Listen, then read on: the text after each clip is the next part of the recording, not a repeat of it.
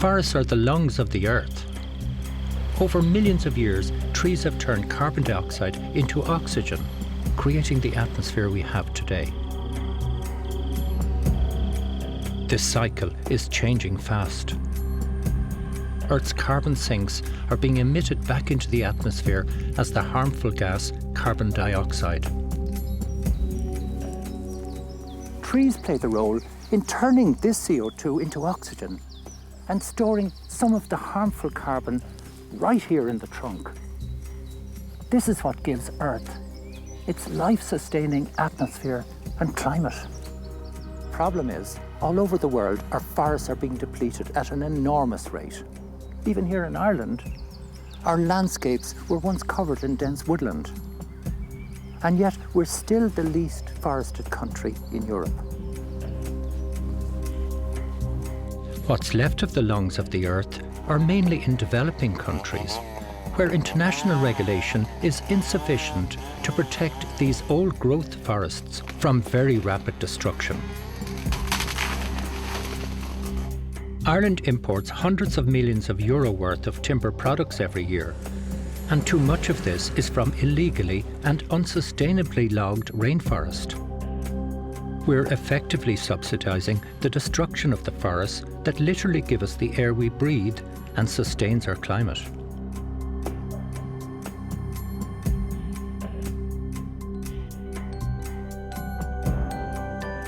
The good news is we can replace most of these imports with our own resource, while creating thousands of local jobs. This programme will explore the problems, the pitfalls, the growth and opportunity of Ireland's forestry future.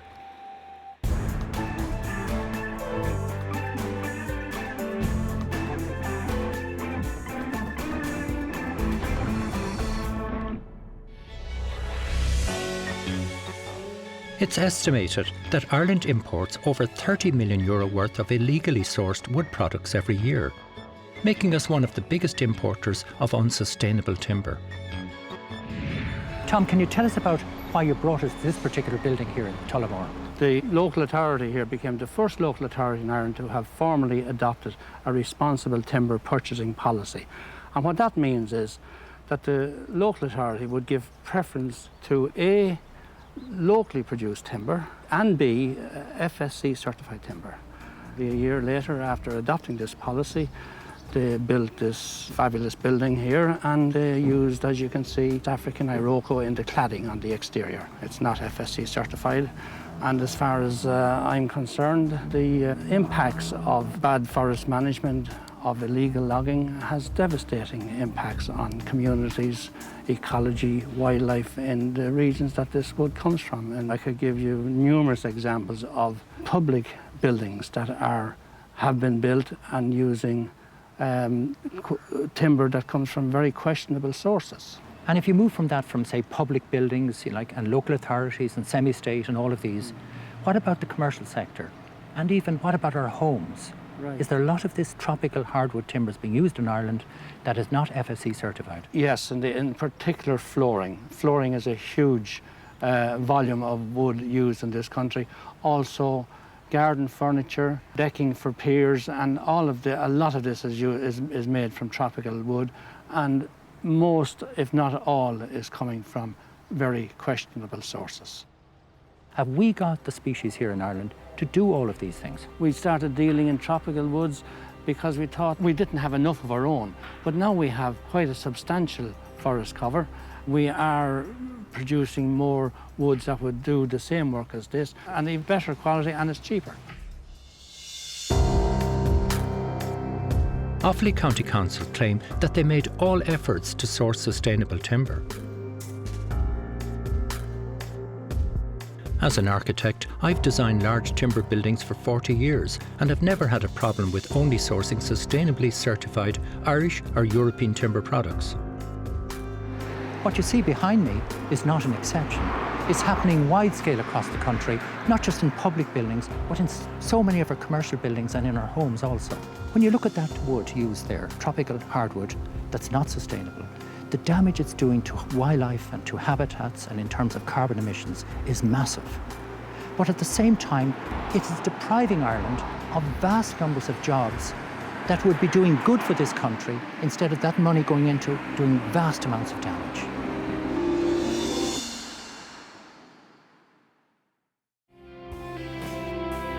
The value of Irish oak used in British ships and buildings, and the forest clearances for cultivation and burning, meant that by 100 years ago, our forests were decimated to less than 1% of land cover. Since the 1940s, we started to replant and have achieved almost 11% of forest cover today. We've a target to meet of 17% by 2030, but with reducing levels of afforestation, we're already falling way short of this. Most Irish timber today comes from state-owned forests. I'm off to Portumna to see what benefits these forests provide. Hi, Dahi. Hi Duncan, how Good to are see you? you. You're welcome to Portumna Forest Park. Lovely. Great to be down here. Tell us a bit about it. Well, Portumna Forest Park, as you can see from the map board and our information here, provides a huge amount for walking and cycling here in East Galway. These are all tracks, are they? These are all tracks and trails right around the Forest Park, which we upgraded about 4 years ago. And our visitor use here has increased substantially over the last few years. So it's great to see so many people coming and using the park for walking and cycling. And you've got the lake just beside you also. Yes, indeed. Fantastic. We've got some lovely trails down along the lake shore as well, which we might go and have a look at. Right, will we do that? Certainly. So typically, if you take all of the parks in Ireland, you've got how many? Do you say 11 of them national? We have 11 forest parks across the country, but we have 180 formal recreation sites right across the country as These well. are forests, just forests. General forests, forests which we manage for timber crops, but we also have waymarked recreation routes in the forests, and we provide lots of visitor information about how to access those forests and where to go. What about the health benefits? The health benefits are something that we're just starting in Quilcha now to measure as well. And obviously there are substantial health benefits. We can see now the uptake of jogging, running, and especially cycling. And we see all of that translate to much greater use of Quilcha's forests right across the country. We have measured it at over 18 million visits per annum 18 to million? state forests. 18 million Wow. visits per annum. So it's a substantial amount. And indeed, that brings us to the whole economic benefits of forest recreation in Ireland. And there's a public good value that you can attach to that, where you can measure the benefit for forest recreation and actually put a figure on that. And that figure is nearly 100 million euros of public good benefit. So without now the commercial timber that you get in your forests, would all of this amenity be accessible? Well, it's very important to understand, I suppose, that the recreational access that we provide is something that we actively manage. So there is a cost attaching to that as well. And without the commercial aspects of the forest industry that we manage, the recreational access wouldn't be possible. And the two of them dovetail quite comfortably together. So is this now a typical area that would be clear-felled? Yes, this is an area where we're close to the lakeshore here, and this is a stand of Norway spruce that's approaching its clear fell age of about 42 or 43 years. So this will be clear felled in time, and we'll open up more vistas to the lakeshore below us, and it will be replanted then. So this is really a commercial value in here? Exactly, this is the commercial aspect of forestry here. But still the public can walk through this and enjoy it, so it's amenity and commercial both working together? Exactly. So you must love your work, Dahi. Yes, it's a very enjoyable, very rewarding work in the whole area of recreational trail development and recreation management. And as you can see here in Portumna Forest Park, we're able to very carefully balance the commercial aspects of what we do, the recreational access and the landscape value that you can see here along the lakeshore.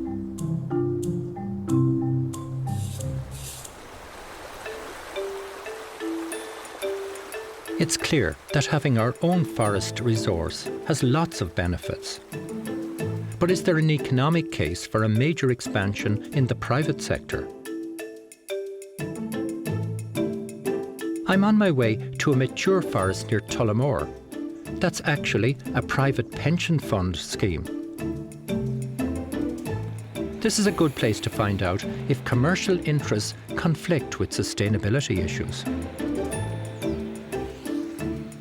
Donald, this Norway spruce here, how old is that and how much is it worth? This Norway spruce is about 28 years old, and at the moment it's worth around about €30. That's not very much, is it, after nearly 30 years of age? Well, you have to look at the area. For an acre, it would be worth, at clear fell time, at felling time, it's worth around about €10,000 per acre. So the value of it grows, and that'll happen in about 15 years, as I say. When you talk about FSC certification, what's involved in that? To get FSC certification, you have to show that you manage your woodlands according to good economic principles, particularly good environmental principles and social principles as well.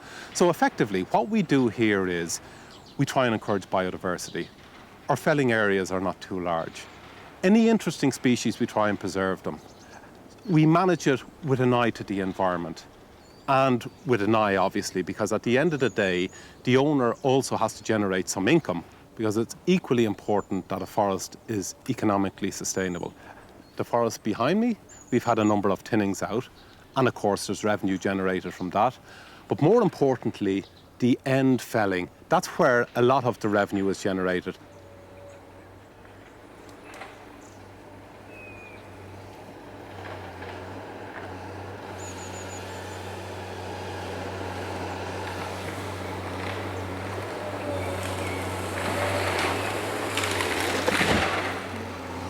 When we look at big machinery working in a forest like this, harvesting mature trees, we think of damage being done. But in fact, this is the most critical stage in sustainability. It's the economic stage. This is where the resource produces timber that makes this whole forest here happen.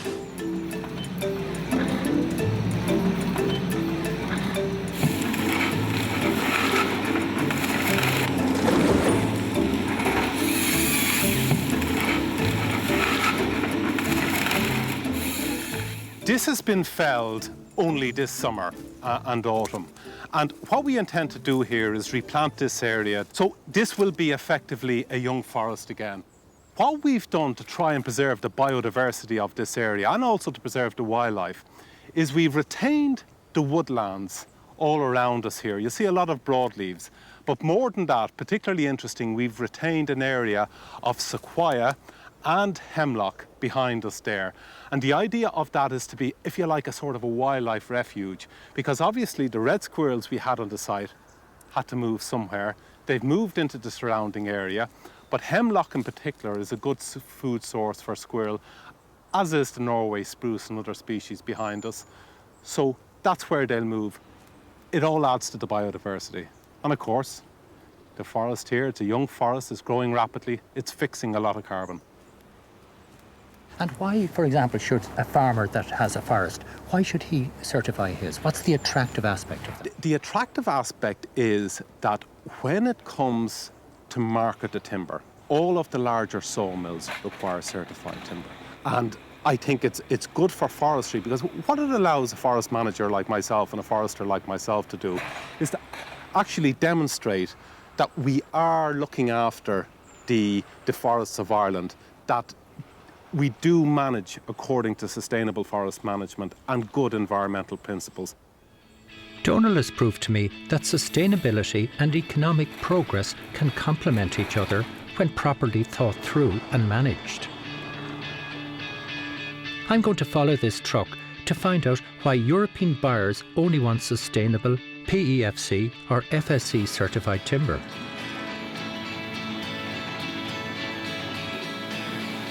So can you describe the whole process here from when the round log comes in here in a truck?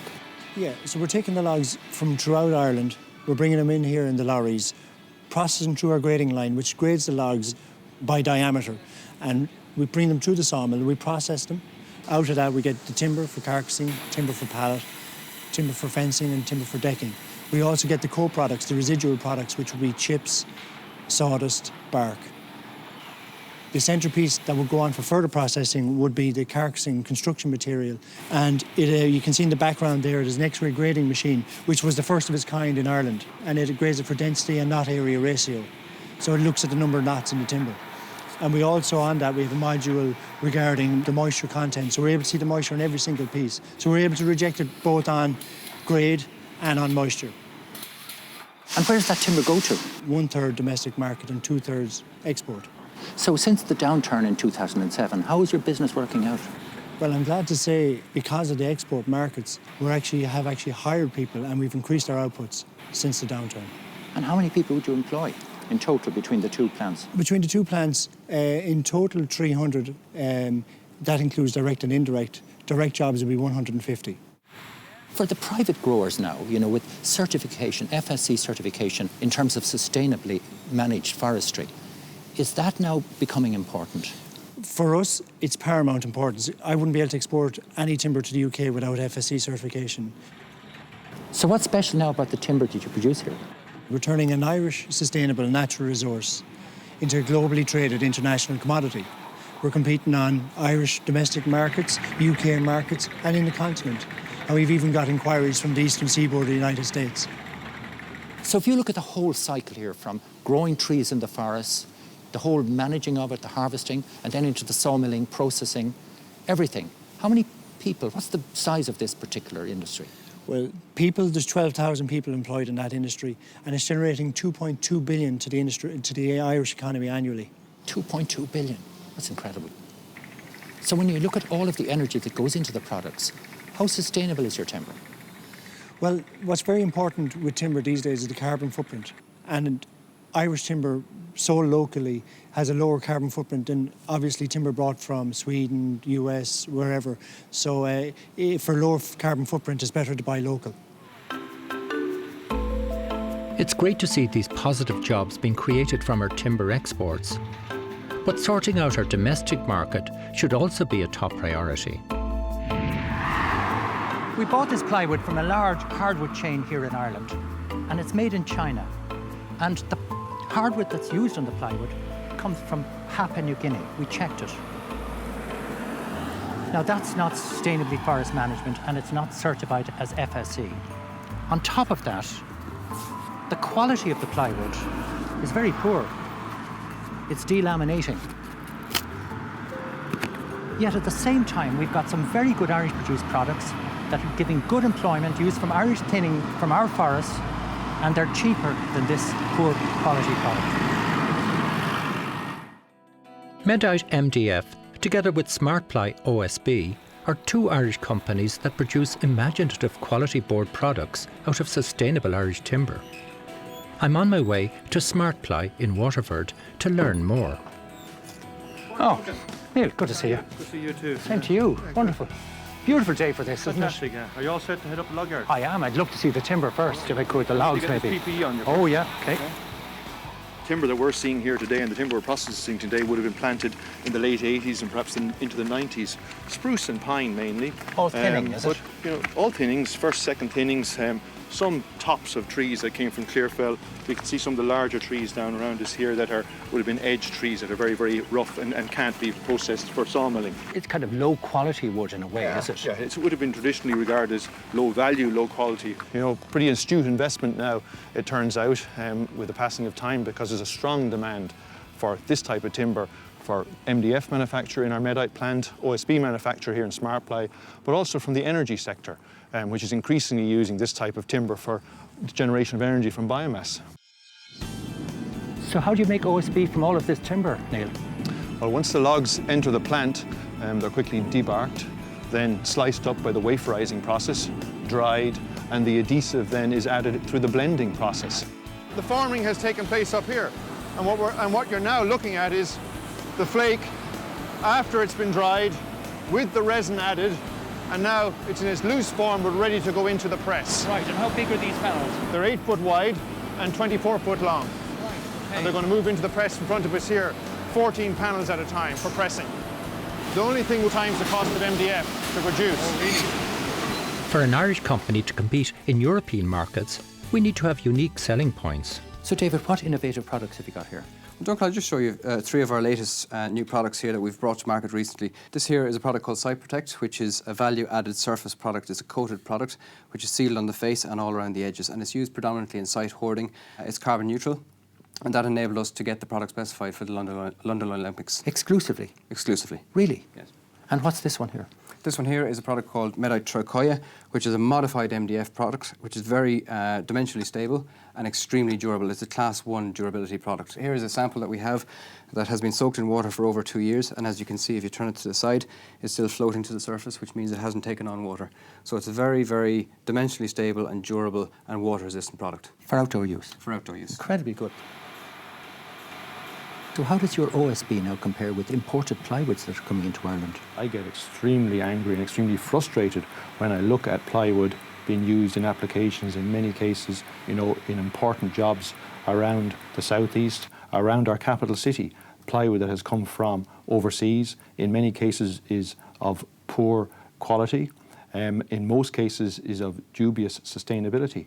And when you think that a product that can do the same job, is certified, has guaranteed quality, and is competitively priced, is available in Ireland supporting Irish jobs, it is frustrating. And is all your timber now FSC certified in terms of sustainably managed forestry? All of our products here in Medite and Smart Ply are FSC certified, which is absolutely vital for the markets that we're playing in, because it is, the recognised #1 independent stamp of sustainability for forest products today. So how much revenue in exports does this bring into Ireland from both your plants? Well, in 2011, our turnover was 150 million. As I said, over 90% of that was exported. That's a substantial amount of export revenue in the order of 140 million, the vast majority of which is spent here in the Irish economy. So it's a really great success story for an Irish raw material, sustaining, as I already said, hundreds of jobs here in the local economy. Duncan, I think it's a type of business that this country needs more of. There's an unlimited global demand for timber and forest products into the future, and it's clear that Ireland can benefit. But the only bottleneck will be the supply of new forest plantations, which take time to grow. About 20% of Ireland's land is marginal land and unsuitable or unproductive for farming. And very often this land is left abandoned with no income from it. And farmers that own this land could convert it into forestry, getting an income. But it would also build up a massive resource for Ireland for timber and energy crops, and at the same time store carbon from the atmosphere. I'm off to the Slieve Blue Mountains to meet a local farmer and find out how viable planting a forest really is. James, what are you farming here? I'm farming mainly cattle and sheep and a few horses, apart from the forestry. I've about a third of the farm in forestry, about 65 acres. And when did you plant this? This was planted in 1988. Okay, and at the time, were you quite unusual now to be putting a private plantation in? I was, yeah. I was probably one of the few that were doing private forestry at that time. It was so new. So James, how's this worked out financially for you? It has worked out very well, because we get a thinning about every 3 years out of it. I've started my first thinning here when it was 13 years old. And we're very, very fortunate in that I'm surrounded by sawmills and steak mills. So it's very easy to get the premium price for your product because they're so close. So it has brought in a very, very good income. And of course, now these particular trees here, these are 24 years old. Yeah. When will they be mature now for timber? They will be mature enough now in about 5 years' time for sawlog. And which will be clear fell. The bigger it grows, the more valuable it is, up to a certain point. So like at about 5 years' time, it'll be at its maximum value. Right. Per cubic metre. So really, this is going to be a great resource. It will be a great resource, yeah. Really, I look at it as a pension. Were you happy that you did this? The only regret I would have is that I didn't plant sooner. Really? Yeah. Okay. Yeah. So really, for land like this, yeah, this is really the best thing. It's ideal. It's ideal. I think it's pure waste leaving land that isn't producing a valuable crop, in the line of livestock or whatever, leaving it idle. If we want to protect biodiversity, conserve natural resources and maintain our climate, we need to greatly expand our forest cover. We need to ensure that we only use sustainably certified timber, and we need to find long-term uses of wood to lock up carbon from the atmosphere. By doing this, we'll be providing many critically important social, environmental and economic benefits for our society into the future.